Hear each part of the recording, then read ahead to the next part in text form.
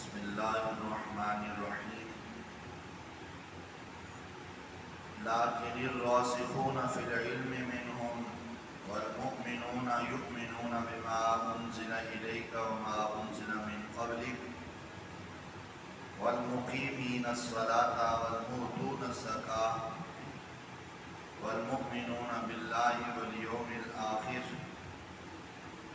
أولئك سنؤتيهم أجرا عظيما صدق الله العلي العظيم وصدق رسوله النبي الكريم الأمين إن الله وملائكته يصلون على النبي يا أيها الذين آمنوا صلوا عليه وسلموا تسليما الصلاة والسلام عليك يا سيدي يا رسول الله وعلى آلك وأصحابك يا سيدي يا حبيب الله الصلاة والسلام عليك يا سيدي يا نبي الله وعلى آلك وأصحابك يا سيدي يا نور الله الصلاة والسلام عليك يا سيدي يا رحمة للعالمين وعلى آلك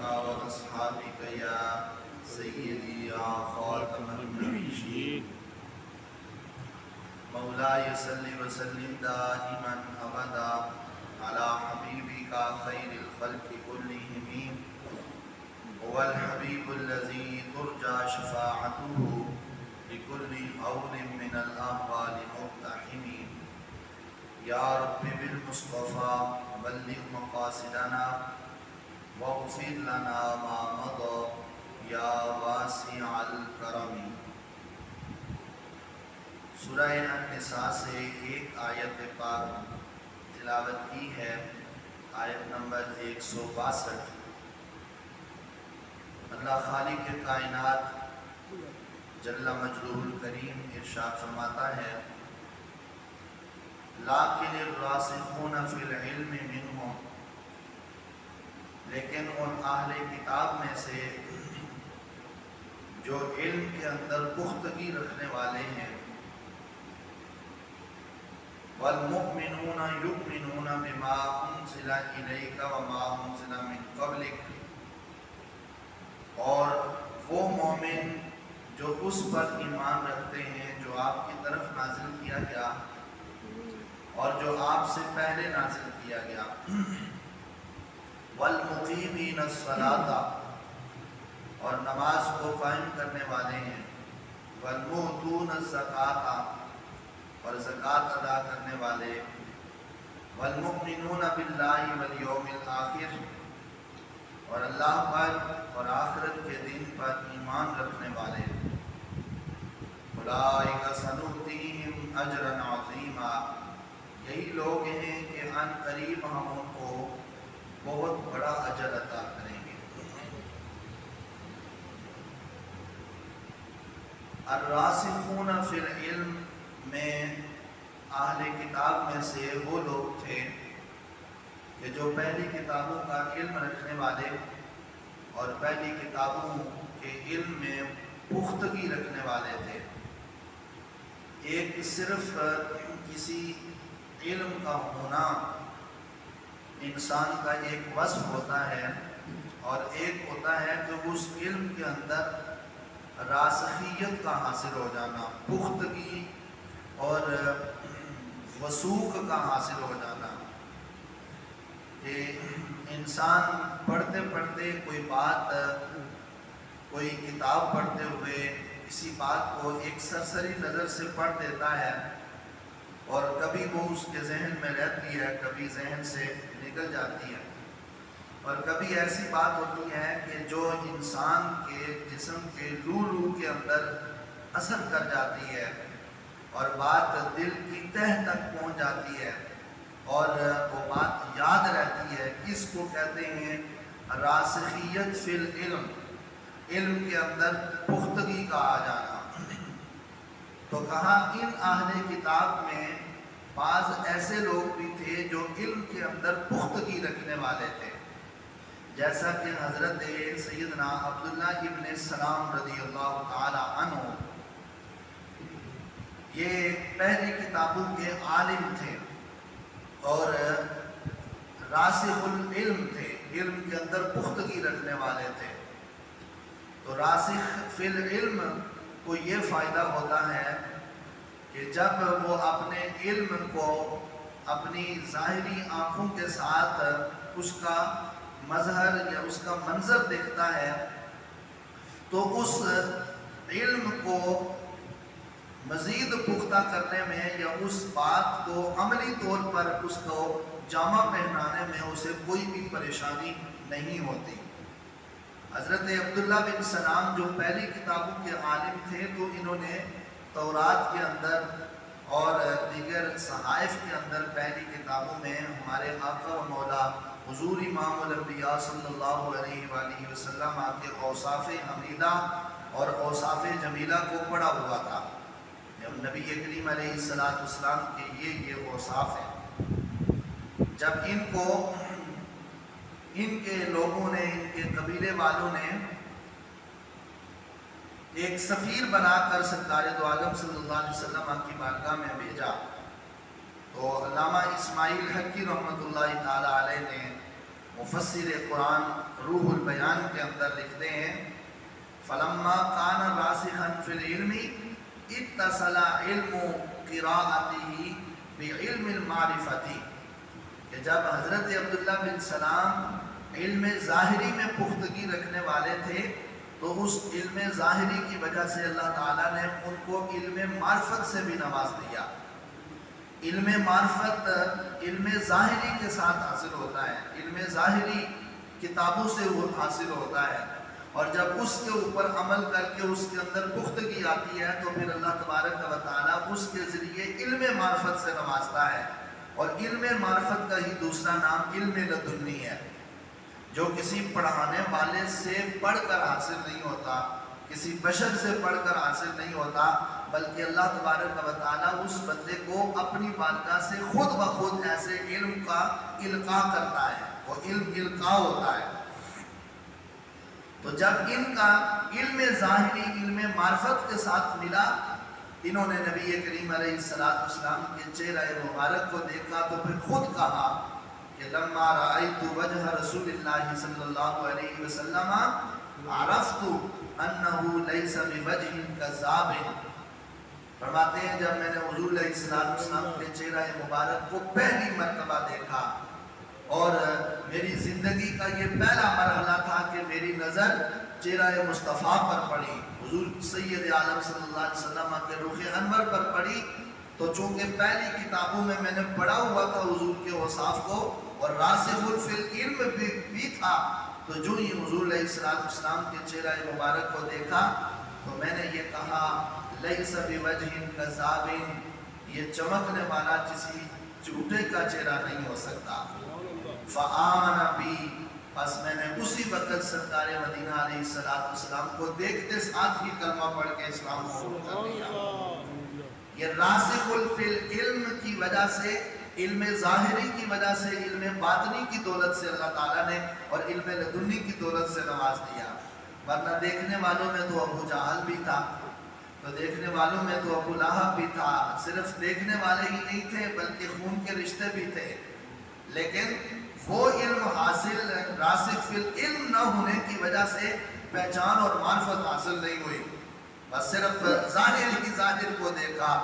اور جن کو اللہ تبارک و تعالیٰ نے یہ دولت نوازنی تھی، پھر وہ مکہ میں رہنے والے نہیں بھی تھے تو کسی کو روم سے چنا اور کسی کو حضرت اویس قرنی رضی اللہ تعالیٰ عنہ کو قرن سے چن لیا۔ جب مقام عطا فرمانے پر آتا ہے اللہ تبارک و تعالیٰ تو پھر کس کس کا انتخاب ہوتا ہے۔ تو علم معرفت یہ اس وقت حاصل ہوتا ہے کہ جب انسان اپنے علم ظاہری پر عامل بن جائے۔ نبی کریم صلی اللہ علیہ وآلہ وسلم کا ارشاد پاک چونکہ آگے فرمایا گیا کہ یہ راسخ فی العلم وہ لوگ ہیں کہ جو اللہ پر ایمان رکھتے ہیں، جو کچھ آپ کی طرف نازل کیا گیا اور جو آپ سے پہلے نازل کیا گیا وہ اس پر ایمان لانے والے ہیں۔ اور ان کی یہ بھی صفات ہیں کہ والمقیمین الصلاۃ، یہ نماز کو قائم کرنے والے ہیں۔ بہت بڑا عظیم وصف ہے نماز کے قیام کا، نماز قائم کرنے کا، اور یہ اللہ تبارک و تعالیٰ کی توفیق اور رب تعالیٰ کی عطا کے بغیر ممکن نہیں ہے۔ جن کو اللہ تبارک و تعالیٰ یہ شرف بخشتا ہے، یقیناً ان کو اللہ رب ذوالجلال بھلائی کے راستے پر چلانے کا ارادہ فرما لیتا ہے، اور پھر وہی اس کو نماز کی توفیق ہوتی ہے۔ ورنہ حرم کعبہ کے اندر رہنے والے اور جو حرم کے اندر ڈیوٹی کرنے والے ہیں، شاید ان کو حرم میں نماز پڑھنا نصیب نہیں ہوتا۔ حرم مدینہ کے اندر رہنے والوں کو حرم مدینہ میں نماز پڑھنے کا جو ہے وہ یہ شرف حاصل نہیں ہو سکتا، کیوں؟ رب تعالیٰ کی توفیق ہی نہیں ہے۔ تو اگر اللہ رب ذوالجلال کسی کو توفیق دے تو پھر کہاں کہاں سے دنیا وہاں جا کر ایک سجدے کے لیے ترستی رہتی ہے، اور ایک سجدہ کر کے وہ اپنی زندگی کے لیے اس کو باعث فخر اور باعث افتخار بناتی ہے۔ نبی کریم علیہ السلام نے ارشاد فرمایا، من حافظ منکم علی الصلوات الخمس حیث کان و اینما کان جاز الصراط یوم القیامت کالبرق العمل امعی اول زمرۃ السابقین۔ فرمایا جس بندے نے 5 نمازوں کی حفاظت کر لی، حیث کان و اینما کان، وہ جہاں کہیں بھی ہو اور وہ جیسا بھی ہو، فرمایا جاز الصراط یوم القیامت کالبرق العمع فی اول زمرۃ السابقین، جب وہ پل صراط پر آئے گا تو ایک لمحے کے اندر کالبرق کی بجلی کی طرح جو ہے وہ نماز پڑھنے والوں کے ساتھ مل کر پل صراط سے پار ہو جائے گا۔ کالبرق العمع فی اول زمرۃ السابقین۔ اور فرمایا دوسرا شرف اللہ تعالیٰ اس کو یہ عطا فرمائے گا کہ وجاء یوم القیامت وجہہ کالقمر لیلۃ البدر۔ فرمایا قیامت والے دن یہ ایسے آئے گا کہ جیسے اس کا چہرہ ایسے چمک رہا ہوگا جیسے 14ویں رات کا چاند چمک رہا ہوگا۔ کون شخص ہے؟ من حافظ منکم علی الصلوات الخمس، جس نے 5 نمازوں کی پابندی کی، یعنی شریعت اسلامیہ کے احکام میں اور ارکان اسلام میں ایک رکن کا یہ حال ہے، نماز جو فرضیت ہے وہ پڑھنے والے کو اللہ تعالیٰ اس کا چہرہ ایسے چمک رہا ہوگا جیسے 14ویں رات کا چاند چمکتا ہے۔ فرمایا وَقَانَ لَهُ كُلَّ يَوْمٍ وَلَيْلَةٍ حَافِظٌ عَلَيْهِنَّ أَجْرُ شَهِيدٍ۔ فرمایا دن اور رات کے اندر جو 5 نمازوں کی حفاظت کرتا ہے، اللہ تبارک و تعالیٰ اسے ہر روز ایک شہید کا اجر اور ثواب عطا فرماتا ہے۔ اجر شہید، اجر شہید کا اجر اور ثواب، اتنا بڑا اجر پھر ایک ایک نماز پر، پھر وضو کرنے پر، اور پھر طہارت کرنے پر، نوافل ادا کرنے پر، سنتیں ادا کرنے پر، فرائض کی ادائیگی پر اجر اور ثواب کا تو علیحدہ ایک ایک حدیث میں جو ہے وہ ڈھیروں کے ڈھیر بیان کیے گئے۔ اور جو 5 نمازوں کی حفاظت کرے اللہ تعالیٰ چہرے کو بھی روشن کر دیتا ہے اور شہیدوں جتنا اجر اور ثواب بھی عطا فرماتا ہے۔ نبی کریم علیہ السلام کا ارشاد پاک حضرت امام اسماعیل حقی رحمۃ اللہ تعالیٰ علیہ نے اسی آیت پاک کے تحت حجۃ الوداع کے موقع پر جو آپ نے ارشاد پاک فرمایا اس کو بھی یہاں ذکر کیا ہے۔ حضور سید عالم صلی اللہ علیہ وسلم نے ارشاد فرمایا کہ بے شک کچھ اللہ تبارک و تعالیٰ کے نیک اور برگزیدہ بندے ہیں، اللہ کے دوست ہیں۔ وہ کون ہیں؟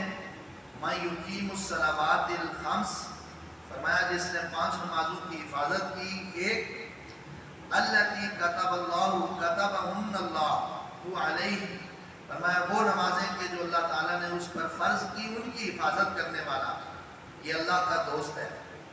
وَيَصُومُ رَمَضَانَ، رمضان کا روزہ رکھنے والا، وَيَحْتَسِبُ صَوْمَهُ، اور اپنے روزے کو خالصتاً اللہ کی رضا کے لیے بنانے والا، وَيُؤْتِيَ الزَّكَاةَ مُحْتَسِبًا، اور فرمایا خوشی خوشی اللہ تعالیٰ کے طرف سے اللہ کے حکم کے ملنے کے بعد زکوٰۃ ادا کرنے والا، وَيَجْتَنِبُ الْكَبَائِرَ الَّتِي نَهَى اللَّهُ عَنْهَا، اور فرمایا کبیرہ گناہوں سے اجتناب کرنے والا، پرہیز کرنے والا، یہ وہ لوگ ہیں کہ اِنَّ أَوْلِيَاءَ اللَّهِ، فرمایا یہ اللہ رب الجلال کے دوست ہیں، اللہ رب الجلال کے نیک اور برگزیدہ بندے ہیں۔ جب نبی کریم علیہ السلام نے یہ ارشاد فرمایا تو صحابہ کرام میں سے ایک صحابی کھڑے ہوئے، عرض کیا یا رسول اللہ صلی اللہ علیہ وسلم وَكَمْ كَبَائِرْ وَكَمِ الْكَبَائِرْ، حضور کبائر کتنے ہیں جن سے اجتناب کا آپ نے حکم ارشاد فرمایا کہ بڑے بڑے گناہوں سے بچو، کبیرہ گناہوں سے بچو، تو وہ کبائر کتنے ہیں؟ تو آپ نے اس حدیث پاک میں ارشاد فرمایا 9، فرمایا وہ 9 کبیرہ گناہ ہیں۔ کتنے؟ 9 کبیرہ گناہ ہیں۔ فرمایا اعظمہن الاشراک باللہ، فرمایا ان بڑے گناہوں میں سب سے بڑا گناہ جو ہے وہ اللہ تعالیٰ کی ذات کے ساتھ شریک بنانا ہے، شرک کرنا ہے۔ اور دوسرے نمبر پر حضور علیہ السلام نے فرمایا وَقَتْلِ الْمُؤْمِنِ بِغَيْرِ حَقٍ، کسی مومن کا ناحق قتل کرنا کبیرہ گناہ ہے۔ وَالْفِرَارُ مِنَ الزَّحْفِ، اور جنگ کے دن میدان جہاد سے پیٹ پھیر کر بھاگنا، فرمایا یہ بھی اللہ تبارک و تعالیٰ کے ہاں بڑے گناہوں میں ہے۔ وَقَذْفِ الْمُحْصِنَةِ، اور کسی پاک دامن مرد یا عورت پر تہمت لگانا، یہ بھی کبیرہ گناہ ہے۔ وَالسِّحْرُ، اور جادو کرنا، یہ بھی کبیرہ گناہ ہے۔ وَأَكْلِ الرِّبَا، اور سود کھانا، یہ بھی گناہ کبیرہ ہے۔ وَأَكْلِ مَالِ الْيَتِيمِ، اور کسی یتیم کا مال کھانا، کسی ناحق کا مال کھانا، یہ بھی گناہ کبیرہ ہے۔ وَعُقُوقِ الْوَالِدَيْنِ الْمُسْلِمَيْنِ، اور مسلمان والدین کی نافرمانی کرنا، یہ بھی گناہ کبیرہ ہے۔ وَاسْتِحْلَالِ الْبَيْتِ الْعَتِيقِ الْحَرَامِ قِبْلَتَكُمْ أَحْيَاءً وَأَمْوَاتًا، اور فرمایا جو تمہارے زندوں اور مردوں کا قبلہ ہے، خانہ کعبہ، حرم پاک، اس کی حرمت کو حلت سمجھ لینا اور اس کے تقدس کو پامال کرنا، یہ سارے گناہ کبیرہ ہیں۔ نبی پاک علیہ السلام نے فرمایا لا يموت رجل لم يعمل هؤلاء الكبار ويقيم الصلاة ويؤتي الزكاة، فرمایا جو بندہ مومن اس حالت میں دنیا سے گیا کہ اس نے اپنی زندگی میں ان کبائر میں سے کوئی گناہ نہیں کیا، اور اگر ہوا تو اس نے توبہ کر لی، اور پھر اس کے بعد وہ نمازوں کی پابندی کرنے والا ہوا، زکوٰۃ دینے والا ہوا، الا رافق محمدا صلی اللہ علیہ وسلم فی حبوبتہ جنت ابوابہا مصارع الذہب، فرمایا اللہ تبارک و تعالیٰ اس شخص کو سرکار مدینہ علیہ السلام کے ساتھ جنت میں وہ مفارقت عطا فرمائے گا اور وہ رفاقت عطا فرمائے گا، اور اس جنت کے حصے میں رکھے گا کہ جس کے دروازے سونے کے بنائے گئے ہوئے ہیں۔ نبی پاک علیہ السلام نے فرمایا یہ اس بندے کو اللہ تبارک و تعالیٰ یہ مقام اور یہ شان بخشے گا کہ جو ان کبائر گناہوں سے اپنے آپ کو، اپنے دامن کو محفوظ کرنے والا ہوگا، اور نمازوں کی پابندی کرنے والا اور زکوٰۃ کی ادائیگی کرنے والا ہوگا۔ اللہ رب الجلال اس کو یہ انعام اور یہ فضیلت بخشے گا۔ نبی کریم علیہ السلام نے فرمایا طلعت لیلۃ المعراج علی النار، فرمایا معراج کی رات جب مجھے سیر کروائی گئی تو مجھے آگ کے سامنے جو ہے وہ مجھے پیش کیا گیا، میں نے آگ کو دیکھا تو فرأیت اکثر اہلھا الفقراء، تو میں نے اس آگ کے اندر جلتے ہوئے اکثر فقراء کو دیکھا۔ صحابہ کرام رضوان اللہ علیہ مجمعین نے عرض کیا یا رسول اللہ من المال، کیا وہ فقراء وہ تھے کہ جن کے پاس دنیا میں دولت نہیں تھی، وہ فقراء آگ میں جل رہے تھے؟ نبی پاک علیہ السلام نے فرمایا لا من العلم، فرمایا وہ فقراء نہیں تھے بلکہ وہ فقراء تھے کہ جن کے پاس دنیا کے اندر علم دین نہیں تھا۔ یہ دنیا کے اندر فقیر وہ لوگ ہیں ہیں کہ جن کے پاس دین کی دولت نہیں ہے. نبی پاک علیہ السلام نے فرمایا ایسے فقیروں کو میں نے جہنم کی آگ کے اندر دہتی ہوئی آگ کے اندر جلتے ہوئے دیکھا کہ جن کے اوپر فرائض کا علم حاصل کرنا لازم تھا, قرآن و سنت کے احکام کا علم حاصل کرنا لازم تھا, لیکن انہوں نے دنیا میں اس علم کو حاصل نہیں کیا. العلم امام العمل والعمل تابعہ. نبی پاک علیہ السلام نے فرمایا انسان کے عمل کا امام علم ہوتا ہے, اور جو عمل ہوتا ہے عمل اس کے تابع ہوتا ہے. تو جب امام ہی نہ ہو تو پھر عمل کہاں سے ہوگا؟ تو اس لیے اتنا علم حاصل کرنا کہ جس سے وہ شریعت اسلامیہ کے احکام کو پورا کر سکے اور شریعت اسلامیہ کے احکام سے واقف ہو سکے, اپنی طہارت, نماز, روزہ, دیگر فرائض کی ادائیگی کر سکے, اتنا علم حاصل کرنا نبی علیہ السلام نے فرمایا میری امت کے ہر مرد اور ہر عورت پر فرض ہے. اور اس علم کے بغیر کوئی اگر جہالت کا اظہار کرے اور کسی غلط مسئلے پر عمل کرے اور یہ کہے کہ مجھے علم نہیں تھا, تو یہ عدم علم کا عذر اسے کبھی بھی قبول نہیں کیا جائے گا. اتنا علم حاصل کرنا ہر بندے پر لازمی اور ضروری ہے. اللہ تبارک و تعالی ہمیں قرآن و سنت کی سمجھ عطا فرمائے اور ہمیں اس پر عمل کرنے کی توفیق عطا فرمائے. الصلاۃ والسلام علیک یا سیدی یا رسول اللہ وعلی آلک و صحابک یا سیدی یا حبیب اللہ. الصلاۃ والسلام علیک یا سیدی یا نبی اللہ وعلی آلک و صحابک یا سیدی یا نور اللہ. الصلاۃ والسلام علیک یا سیدی یا رحمۃ للعالمین وعلی آلک و صحابک یا سیدی یا خاتم النبیین. بسم اللہ الرحمن الرحیم. اللہم صلی علی سیدنا و مولانا محمد النبی الأمی وعلی آلہ و اصحابہ وبارک وسلم وصلی علیہ. اللہم صلی وسلم وبارک علی سیدنا و مولانا محمد معدن الجود والکرم وآلہ و اصحابہ وبارک وسلم. اللہم انا نسألک علما نافعا وعملا متقبلا ورزقا واسعا. اللہم انا نعوذ بک من علم لا ينفع. اللہم انا نعوذ بک من علم لا ينفع. اللہم انا نعوذ بک من علم لا ينفع. اللہم انا نسألک حبک وحب من يحبک وحب عمل يقربنا الى حبک. اللہم اهدنا الصراط المستقیم صراط الذین انعمت علیہم من النبیین والصدیقین والشہداء والصالحین. اللہم انا نسألک الہدى والتقى والعفاف والغنى. اللہم طہر قلوبنا من النفاق وأعمالنا من الرياء وألسنتنا من الكذب وأعيننا من الخيانة فإنك تعلم خائنة الأعين وما تخفي الصدور. اللهم إنا نعوذ بك من الهم والحزن ونعوذ بك من العجز والكسل ونعوذ بك من البخل والجبن ونعوذ بك من غلبة الدين وقهر الرجال ونعوذ بك من غلبة الدين وقهر الرجال.